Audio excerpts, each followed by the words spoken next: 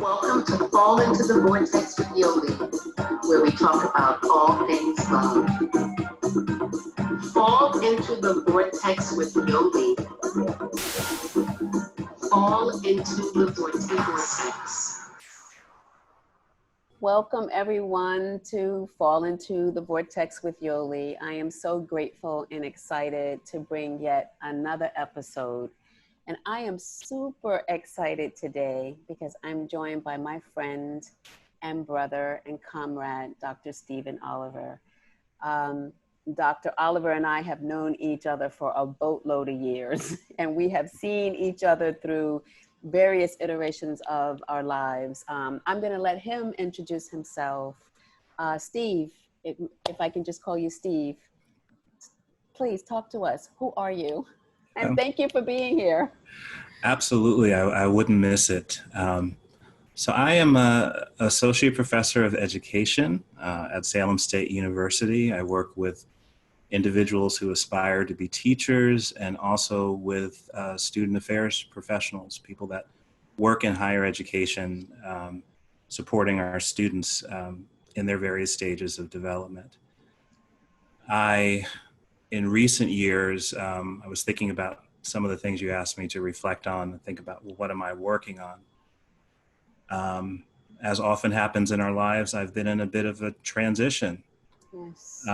As I rounded 50 and was able to earn tenure and promotion, I started to reflect on, well, what is it I really want to do?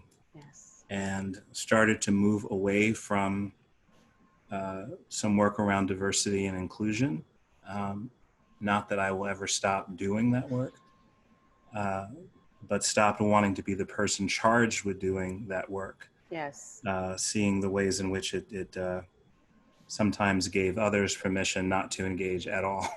That's right. So I've been backing away from that in some ways, and have been moving more towards this area of contemplative pedagogy, scholarship of teaching and learning in higher ed, and really wanting to understand more about contemplative practice and how that shows up in our teaching and the work that we do with our students. What does it mean to cultivate a disposition that enhances our ability to see, to have empathy, to hold space with and for the students that we work with, to be able to embody contemplative practice such that our presence allows people to feel calm, at ease, creates spaces where we can have some of the challenging conversations that we have to have, particularly as it relates to issues of race and areas of oppression. And really struck by the fact that this is something that has to be cultivated, that we have to give time, energy, effort, intention to. And it takes time, right? We're going to play it. We're playing a long game. And so I've been trying to unpack what that has meant for me, what it's meant for other people who understand themselves to be contemplatives, regardless of what traditions their various contemplative practices come from. And that's been where I've been centering my energy. Beyond that, I'm also on the board of trustees up at Sterling College, which is a small school up in Vermont that has a particular mission around ecological thinking and action. Things like sustainable agriculture, sustainable food systems. And I've been thinking a lot about food systems, in particular plant-based foodways, and contemplative practice as a dual strategy for health and well-being, which for myself, I describe myself as a recovering diabetic, which means that I have to be attentive to food, but also my emotional and spiritual states. And so this is part of a dual strategy I've been engaging to try to tend to that. And that's, an ongoing struggle, one day at a time. Oh my goodness, Steve. First of all, thank you for that. And second, if I've never told you this, in all the, I don't know what, 20 plus years we've been friends, whenever I speak to you, I just feel calm. And it makes so much sense to me that your life's journey has gone down this path or towards this path of contemplative thinking, existence. Everything that you said to me, I'm sitting here and I'm nodding. Mm. It completely makes sense because for me, you have always had that disposition to cradle exactly what it is that you're holding now. Mm. And even before we started this, the show, you know, asking you to ground us. And before you read from the book, I just wanted to ask you, what made you choose to ask us to reflect on something? What did you say? Where love has been abundant in your life? Can you talk a little bit about why you chose that? Because it really took me to a beautiful place, Mm-hmm. and I felt myself smiling. And it Yeah. took me way back, almost 30 years, Yeah. right? Yeah. I was asking for us collectively to see if we could recall our most profound memory of love. And I shared with you via text that part of what I did to get ready for today was to attempt to read the book in one sitting, because usually with books of poetry, I'll find myself, and I did this when your book first arrived, I open it up to see, you know, what I land on. I kind of look for the juiciest, most salacious things I can find. And so I was reading it, you know, There's a few in there, would you say? yeah, absolutely. Absolutely. But this time, because I read it through a cycle of all the men who have been part of your journey, right?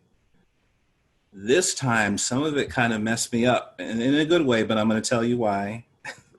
There's lots of strands to why.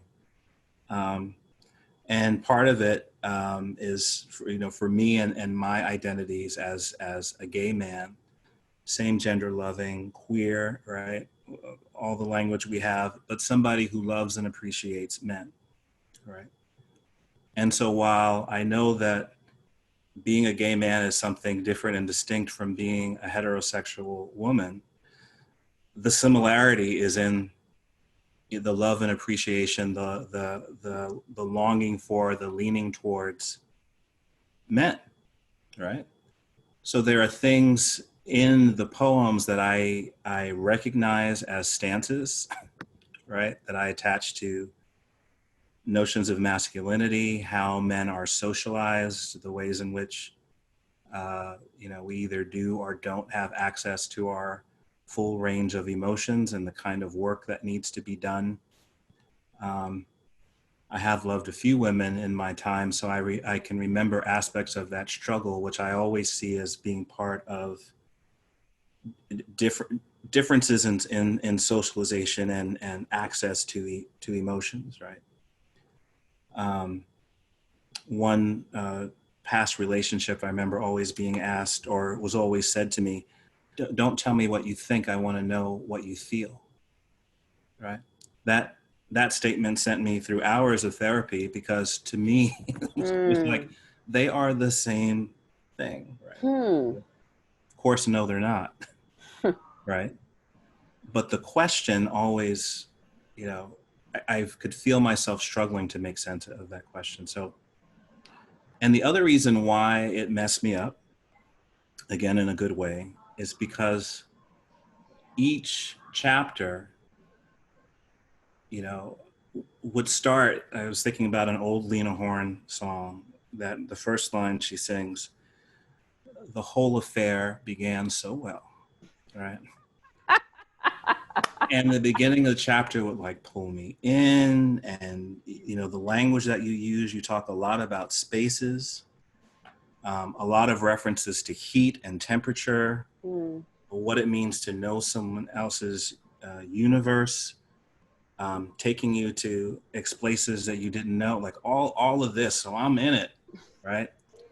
And then we go through the cycle, and then there's the first poem where, ooh, something is wrong, right? Something, and then we go down right? And right as I'm devastated at the end of whatever, one relationship is, here comes the next chapter, and then I'm back in the love and the reverie. So I've had a different experience with the book this time around than I did sort of initially looking at it, Wow. sitting with it. And even some of Wow. the names, and I know that all the men that you wrote about, that they all chose their own names. Yes, they did. And those are all some names, back to, we're going to have a conversation. We got to be real about it, right? That's right. Look up the names. They all mean something very, very powerful. Right. But then I thought, for myself as a Taurus, one of the attributes of that sign, if you ascribe to it, is sort of a lover of beauty, right? And a sort of, and with that coming like sensuality, like we look for beauty, right? So it's like if I'm with somebody long enough, I'm going to find something in there that I find beautiful and can think about. And that also speaks to our training, I think, as qualitative researchers, that we've been taught how to observe and how to see, right? Yes.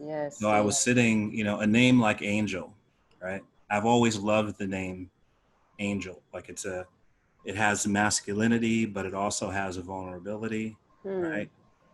And every brother I've ever met named Angel is absolutely fine, right? This one was too. I don't know why or how that works out, And because, I could be mad at you because of how demographics go, most of those angels are not gay and therefore not accessible to me ever, but still fine, right? And so I have to sit seeing all the things that you see, but, holding that with me because that's wow. I've been watching too much TikTok and Tabitha Brown because that's my business, right? Yes. So, yeah, I mean, this has wow. Can I just say wow? You have no idea what it is for me to sit on this end and to hear someone who I love and care about and respect intellectually and on other levels to take something that was so intimate to me and understand it, I think, Steve, in a way that many people don't, right? So there'll be folks, I hope, who don't know me, who read the book and find their place in it. But you know me so well. Mm-hmm. And what you just did was a weaving of knowing me, of knowing yourself through the eyes of these men. Mm-hmm. And I just need to really sit with the graciousness that you just offered. I'm just so full right now with what you just laid before me and before all of us. So I just want to say thank you. Absolutely. Thank you for reading it more than once, and thank you for reading it with an intention of openness so that you could come to what you came to today. And the other piece of that, because we have known each other like almost 20 years at this point. Yeah, right? at least. So as we come to this conversation, part of me is saying, Yoli, look, here we are in the future, right? To mean that this is the future that we were trying to imagine, right? So, I can remember, coming to you, we were still taking classes in the midst of our doctoral programs. And we also worked at the same place. So we would have conversations about coursework, about dynamics of work, about trying to push our various projects forward, about the life that we hoped for. And then also in the mix was what was going on with the different relationships that we were in that Always. time, right? Always.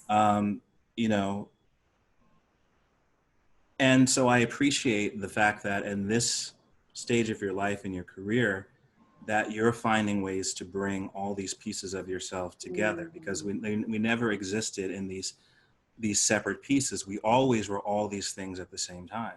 Yes. So there are places in how the poetry is organized on the page right, that remind me of some of the work that we would do when we would collect data, right? And we were trying to have something put together to offer back to the people we had Wow. interviewed.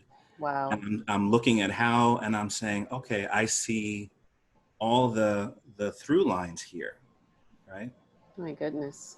And then the other story, I know I have to read a poem, but No, no, please keep going. one story that I remember so clearly, because there's the poem here in the story of Angel when you talk about your daughter coming into existence. And I can remember like it was yesterday, you know. I think I'm gonna cry. I'm getting there too. Walking up to the front of the building that we were working in, right off of Washington Square Park. I see us. Yeah.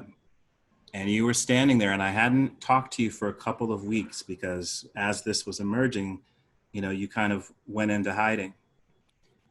And I had this sensation I didn't have before and haven't had since, where I was walking up to you and I saw that there wasn't just one spirit there were two, right? It was like a blurring.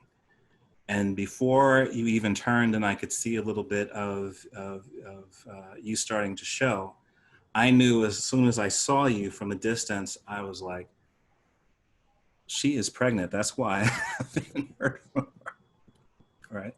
And how powerful that was, how that lodged in my heart and in my spirit. So to now be here, you know, 20 years later, right? In terms of how long we've known each other, to have seen your daughter come into existence, to see how you both are thriving, right? It's such a gift, you know, that we get to see this continuity, and even in periods of time where we haven't been in touch, right? Being able to watch your progression from afar, right? Being able to witness my own progression, Yes. right? Is beautiful. So I wanted to share those stories because I think this is part of, you know, especially in the times that we're in, what we need to be able to do with and for each other. All right. Oh my goodness. Thank you, Steve. Yeah. I wanted to, when you talked about our personal growth, the first thing that came to mind, which I would love for everyone who's watching after you finish watching this, you know, to look up who Dr. Steve Oliver is. And there's a TED Talk. That TED Talk, you nailed it, knocked it out the park, dug it up, put dirt on it, dug it up again. It is one of, and I'm not just saying this because of our friendship, but it is one of the best TED Talks I have ever watched. And it was surreal for me, you know, just as you recount that story with Olivia, and you know why I'm crying. And if you've read the book, you know that there's a short poem in there about the 3 miscarriages that I had. And that was part of why I stopped communication with everyone, including my mother, because I wanted to wait until I was 6 months and was somewhat out of the woods before, because I knew our spirits were connected in the same way you knew before even looking at my belly, you knew that there was another spirit on me, that there was something different. And my mother, when I was on the phone with her, and she said, I haven't heard from you in so long. How are you doing? The second question was, are you pregnant? Through the phone. Yeah. Through the phone. And so I'm saying all that to say, to watch you in that TED Talk, in some ways, I think it's similar to some of the story that you're telling, this evolution of self that we are making very public. And that TED Talk was very public, very vulnerable of you, where I saw your humor, I saw your contemplative mind, I saw so much of you opening up and offering. So I just wanted to share that with you, to thank you for that. And for those of you who get a chance, do take a look at that TED Talk. Absolutely. Yeah. Thank you. Thank you. Okay, no more tears. I don't guess. I mean, I don't know. Anything could happen. But yes, which poem, Steve? And how did it impact you? I think there are several. I'm kind of flipping through. I have my book. So by now, if you've watched a couple of episodes, you know that I'm forever the teacher and I'm ready to turn to the page. There So you go. let us know the page once you get a chance to be. Yes, so this is on page 24, poem called Struggles.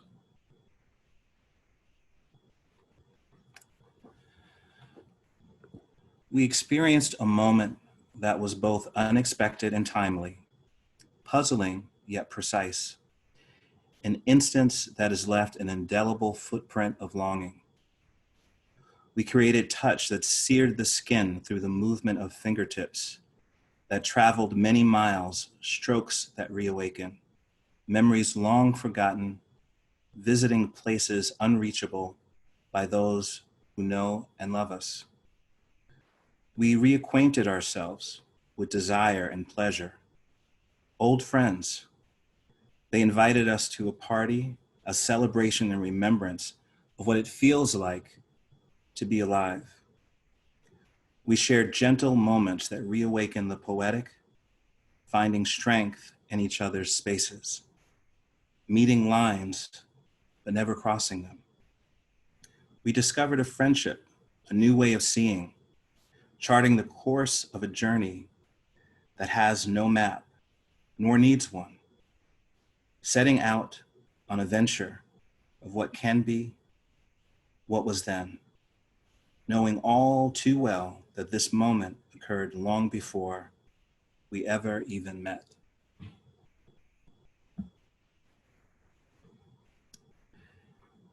And I think, for me, I was struck by this poem, and I also wanted to have a chance to ask you about it.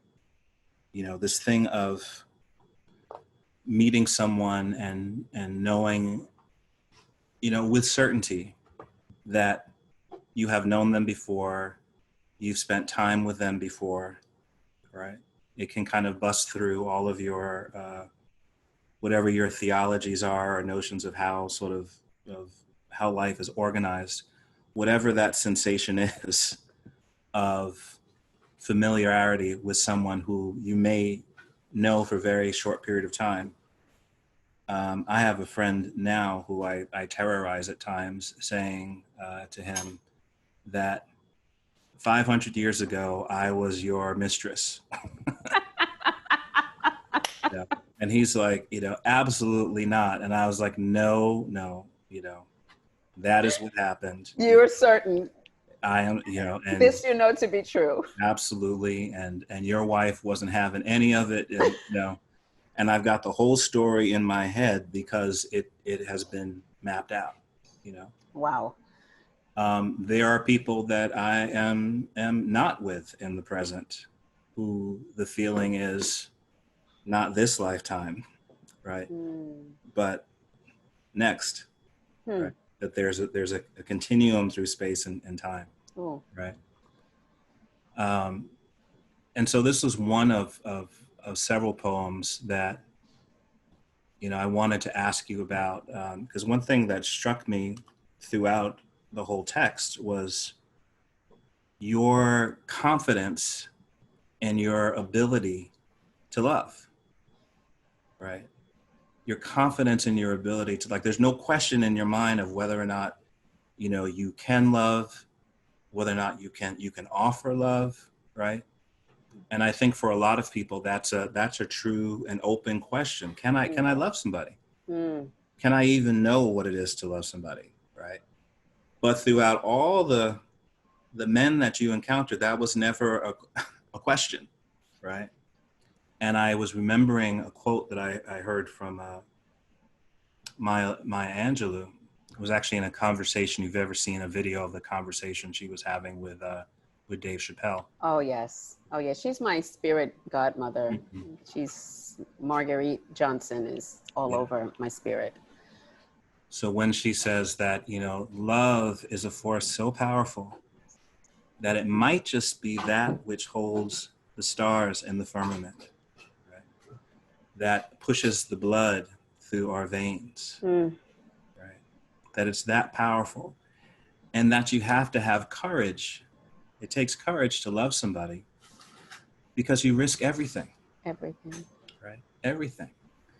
And she says of her own mother towards the end of her mother's life, she says, you know, I think you may have done what you came here to do because, and you must have been a good lover because, you know, a couple of men, and if I'm not mistaken, a couple of women risked their lives to love you, right? And I'm always thinking what a powerful thing that was for her to say to her mother. To her mother. Right? But also how true that is. You know, I just want to listen to you. I automatically went to the book and went to page 103 because I think the best way to answer that is with this particular poem. And I do think the familiarity, Steve, that I felt, particularly with Ian, and that line there, you know, coming to a line and not crossing it. Ian and I were never intimate in that way. And what's so amazing is when the artist read the poem, no other poem, but that particular one, it's just the third poem in the trilogy, she chose to draw a bed. And you see the sheets are like in a vortex. I've never been in bed with Ian. So that in itself is amazing. But I think the familiar was really my desire. It was a longing. It was perhaps something that had been tapped in me many years before. And for whatever reason, Ian, his essence, being in his presence, made me feel like he opened that up again. So I think it was in part tapping something that was there, but also reading into a desire of wanting to go there again. And for me, it's so powerful because Ian and I, like I said, were never intimate in that way. But when you talk about love, yes, I am confident in every relationship I enter that I can love the man. And I still believe in love.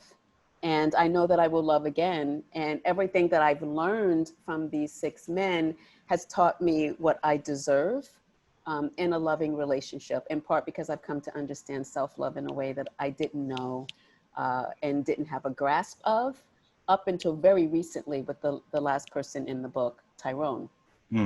But, you know, the Libra cycle of love, if you read that, that's me.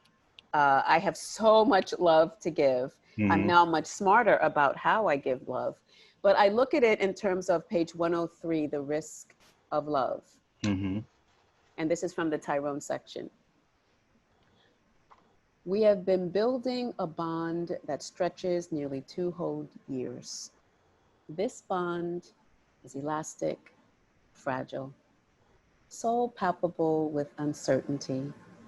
We are aware it holds the promise to break the very moment either one of us decides to breathe.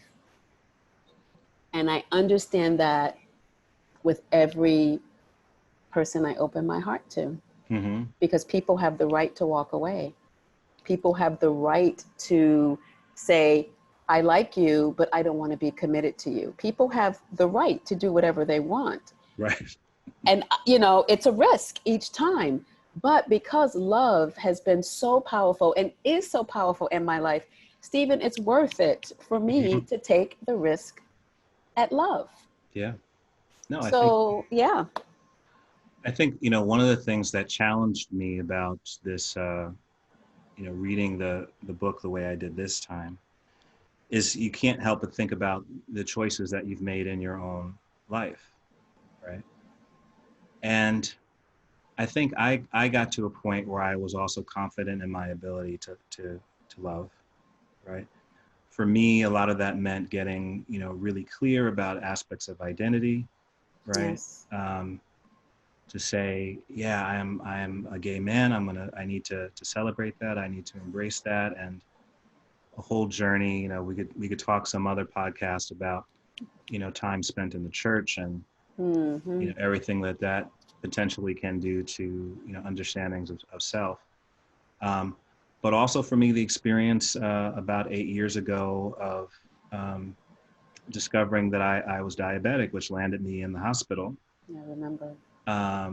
And coming out of that and saying, you know what, I'm a human being, and human beings need intimacy, because I'd gone through a period before that of saying, you know what, I'm good. I'm good by myself. Right? I don't need or want any of these kinds of Entanglements. entanglement. Yeah, we can talk about, you know, Will and Jada. That messed me up too. But I didn't want any entanglements. And then coming and saying, well, no, you're going to have to, you know, be open to this. If for nothing else, you know, a practical reason of, you know, if you are sick, you're going to need someone to be there who's going to know to call for help. Yes. Right. Yes. And sort of what that, you know, what that means, you know. But I also have come to the realization, and I have just as much, you know, vanity as anybody out there, right?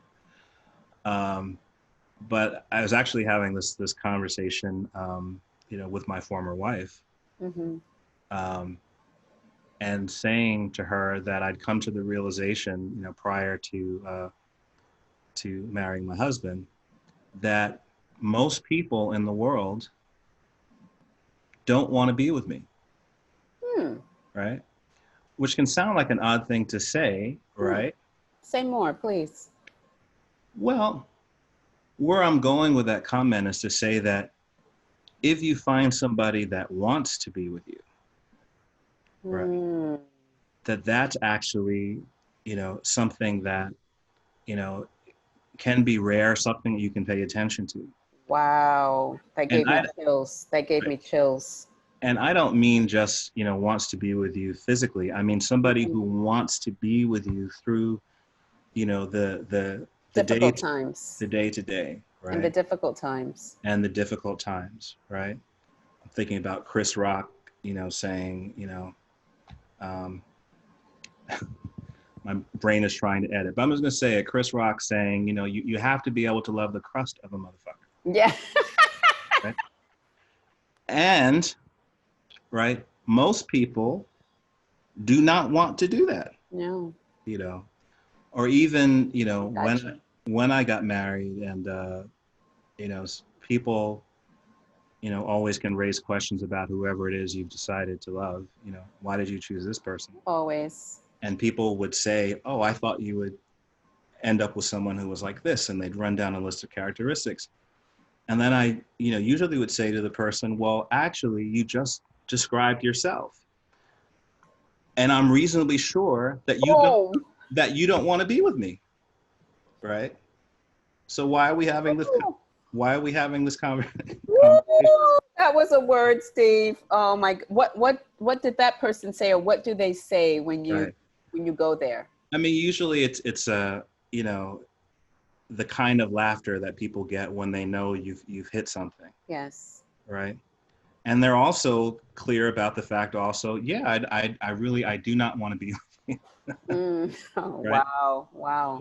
You know, all that to say that, you know, love is rare, right? That people's hearts are not to be treated lightly, which is something, you know, I had to learn that also, because I used to have a very cavalier.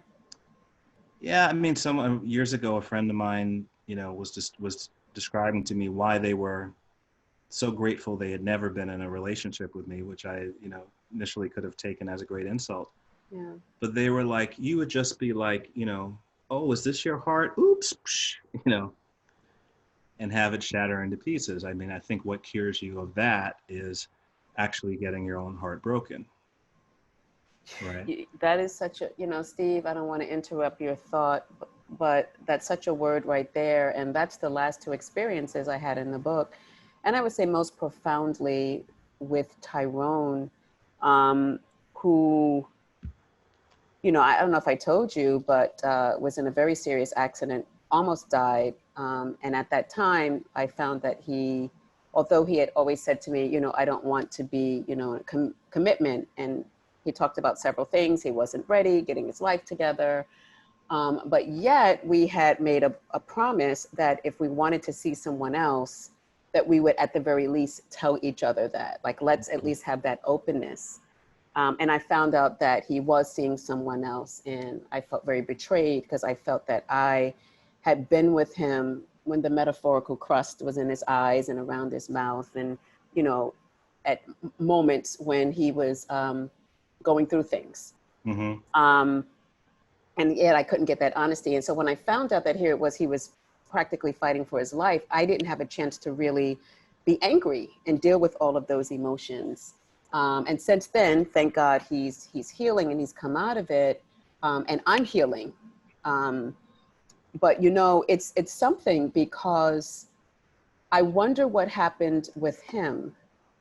And you don't have to love me, but can you at least recognize when someone is loving you?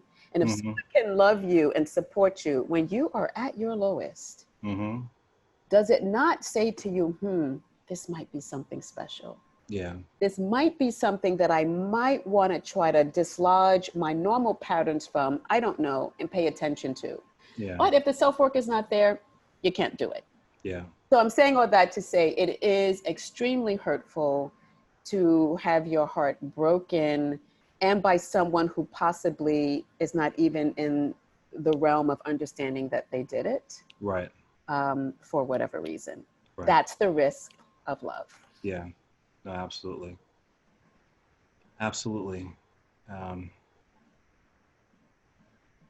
You know, I remember I was listening to a recent podcast that you did, and you were talking about Toni Morrison and a interview that she did with Bill Moyers. Yes. Well, she was quoting James Baldwin, that one? Yes. And there's a passage in there, or a place in an interview, where she talks about, you know, the fact that life is so much more interesting, right? If you decide to love somebody. Yes. Right? To make one other person feel good.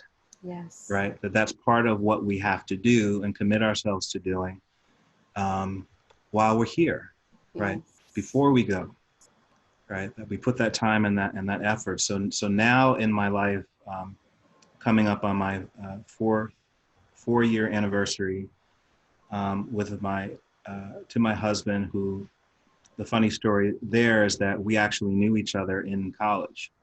The best of the best. That's the best. We hadn't seen each other in over 23 years. And when I moved to Salem for my current job, we were close enough to get together for dinner. Hadn't seen each other in all these years, but our lives, you know, brought us back together. So it was this thing of meeting somebody, like a familiar stranger. Yes. Because absolutely. we had all these friends in common. But I started to think of that, to say that I treat my marriage as a space to practice what it means to be good to another person. Wow. Right. And to allow myself to also receive love. Right. And I think that, you know, as we get older, those things become critically important. You know, I'm at the age now where both my parents are gone. Yes. So you have to be intentional about what it means to create families, create your support networks. Things that used to bother me, you know, in relationships 10, 15, 20 years ago would just send me, in all these different angry directions. That stuff I'm able to let slide. Yes. Right. Yes, absolutely. I'm able to have a lot more, grace within for myself and for my husband than would have been possible in earlier eras, which was also a question that I had for you, because, we're in and around the same age. Mm-hmm. So I was getting married, for the second time in my, I want to say mid 40s, but it was actually late 40s, if we're being honest. Right?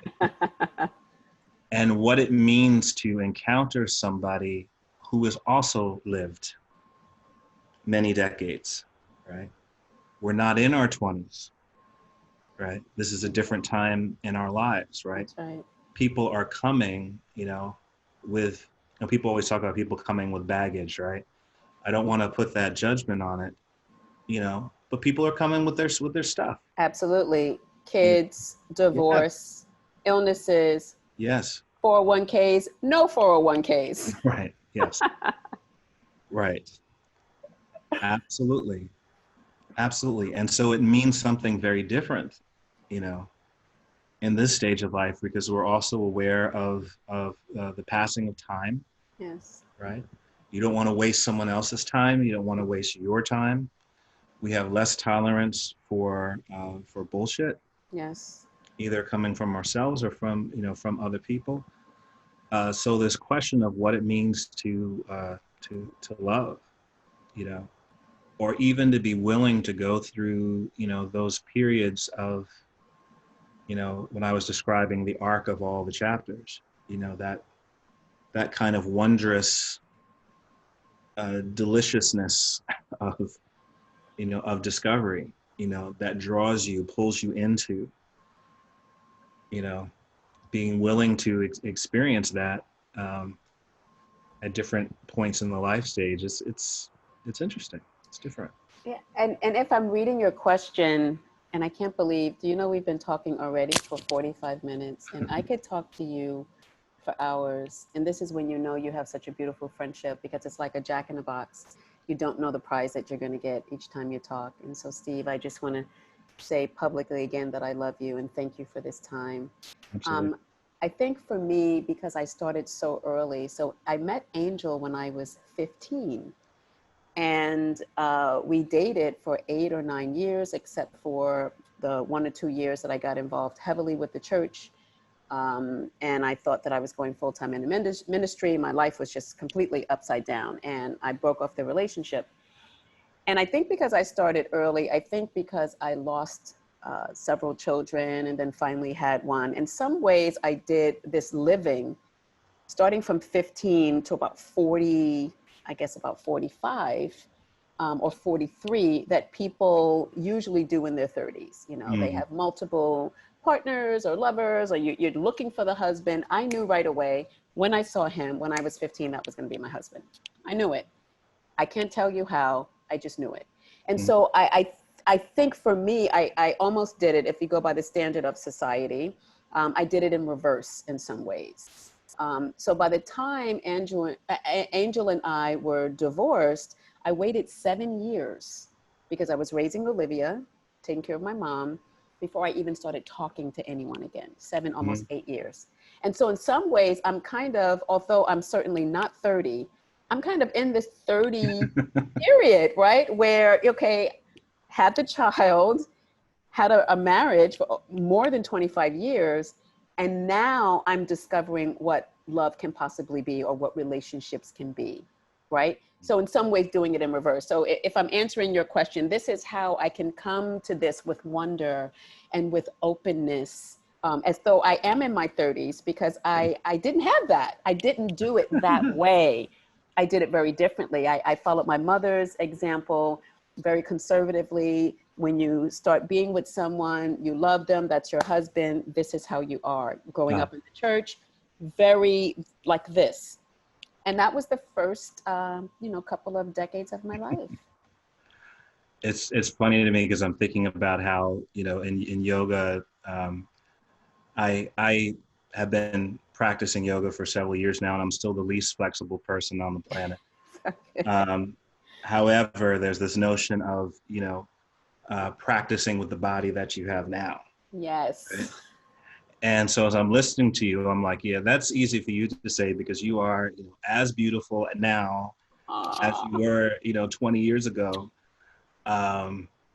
Whereas, for me, I had to, be okay getting back out there with the body that I have now, right? Which is beautiful. Thank you very much. But, I hear you. 45 is not 25. It's the truth. Right? So, and again, back to that theme of, being clear, not everybody wants to be. That's right. That was a whole other, part of the journey. Wow, yes. I think, I don't know how we're doing with time, but one of the other things that I wanted to ask you about is there's several poems, it seems to me, where you talk about sort of a willingness to enter, but also a willingness to let go. Right. We may not have time to read it, but you know, your poem today on page 56, you know, that starts off with that, today I placed my heart in a little box and tucked it away. Please read it. Right.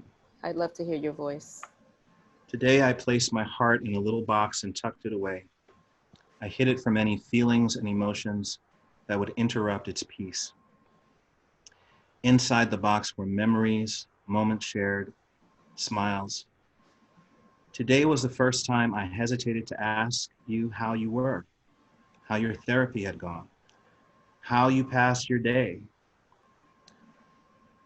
With this space has come new territory, and what was once familiar is now strange. Today was the first time I saw you but could not recognize you. I was careful not to trespass the places I once traveled to with unrestricted access. Today I wrapped up all that gave me joy, like Christmas, Kwanzaa, Three Kings Day, rolled into a twister of goodbye. Today the universe returned it, took back the friendship it had once given. I mourned twice today. First for what could have never been, and then for what had passed. And I wrote in the margins here this quote that always stayed with me from Baldwin that I think is in Giovanni's room, where he says that, you know, we can't in life choose our mooring posts, right? Things that we anchor ourselves to, that life gives these and takes them away. And that the great challenge then is to say yes to life, you know, and that's something that I've had to learn over time. If that makes sense in response to the reading of this. Oh my God, it does. Steve, you've been making sense this whole time. And one thing I would respond to is, I think my 3 miscarriages taught me how to love and to also let go. Because as soon as I found that I was pregnant each time, I loved that child, that potential child within me. And I changed my eating habits. I did everything that would give that child a chance to come to be. And when the child, each time I went further and further in each pregnancy, and it turned out that it was not, the child was not going to be, I learned to both love and let go. And I think that that has built that in me. Even in the passing of my father, I was a good daughter. I know that I was. I loved, but I also learned that I had to let go. And as I prepare myself for someday, I may go first. I hope I do. No, I don't. I let God do his work. But to prepare for my mother's, right? But I know I'm a good daughter. Yeah. But I have to be prepared to let go. Yeah. So I feel that the miscarriages taught me that. And I think that's why I'm willing to risk love, to be open to love, and to know that I don't have control over what someone else does, only how I respond and what I can control. And I will not hold my love back because I'm afraid that someone will leave. I may find boundaries when they're not respecting it, but I will not refuse love.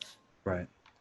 I think, you know, what comes up for me as you're saying that is, you know, when you lose people, if I reflect on, you know, having lost my parents, you realize the ways in which you really don't lose anybody, or you never lose somebody, that you remain in conversation with them, right? And whatever was between you, that thing, you know, remains, right?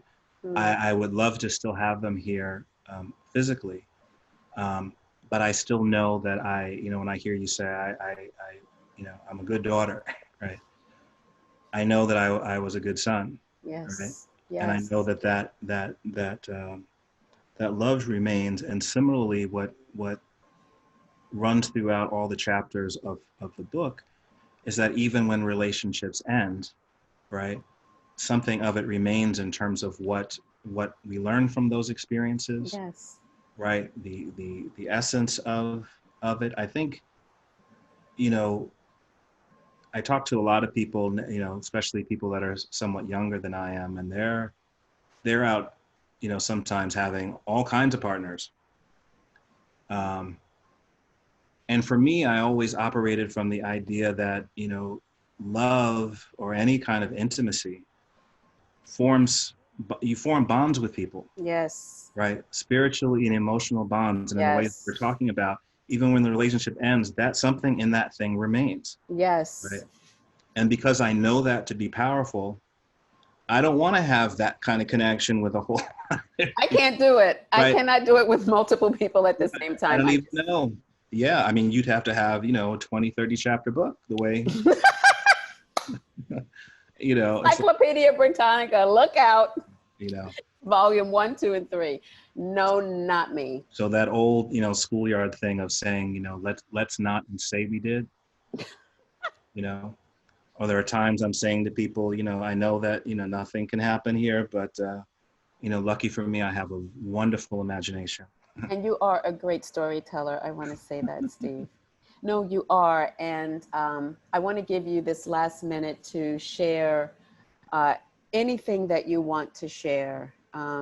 What's in your spirit, what's on your mind, something in your computer. Just a way of pausing, you know, our conversations never end, Mm-hmm. but just as a way of pausing this moment. And for those of you who've hung in there with us, we do hope that it has been fruitful for you and has been meaningful for you. Yeah. But just end as we start crawling out of the vortex Yes. that we've fallen into, because I Yeah, definitely feel I've been on a trip with you this past, whatever, 45 minutes. absolutely. What would And you like to share as the last words for now?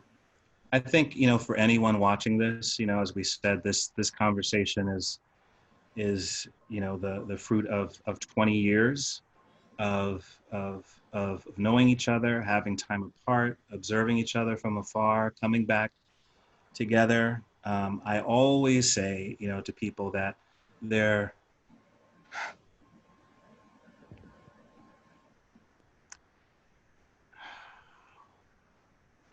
you know, I always say to people, there wouldn't be any Dr. Oliver without you. And part of that, people that work with you know this, that, and I was joking with you about this last time I was talking to you, that, you know, I would send you a chapter draft and I would know it was shit. And you would come back with like, Steve, this is going to be a book. This is beautiful. This is wonderful, right? You always had that ability to uh, direct people to what they have to offer, right? And without that, I might not have continued, right? And I know that the students that you work with now, because I've heard and observed that so many people have that same story and that same experience of you and with you, right? Um, Part of the reason why at times I lay back is because I'm watching people wanting your time and attention, right? And I don't want to do that, right? I don't want to vie for time and attention, but I also feel like I have received so much and still receive, whether we're, you know, talking day to day or not, right? That what I'm doing now and what I'm able to do, you know, you talk about that TEDx talk, you know, but you're wrapped up in that story, right? And I want to offer that story to say, you know, especially in this time, that this is what we need to be doing with and for each other, right? You have to gather your people around you and keep them close, right? And form the networks that are going to sustain you, Yes. right? And this is what we need to do in the days that are coming, right? So it is a joy. It is a joy to see this book, to have it in my hands, even the parts of it that mess me up, you know, make me think about how many chapters I'd have to have if I wrote a similar book and all of that. Uh, I love you. Love you too. Thank you so much. And thank you all for being with us. And please tune in for our next episode. Bye, Steve.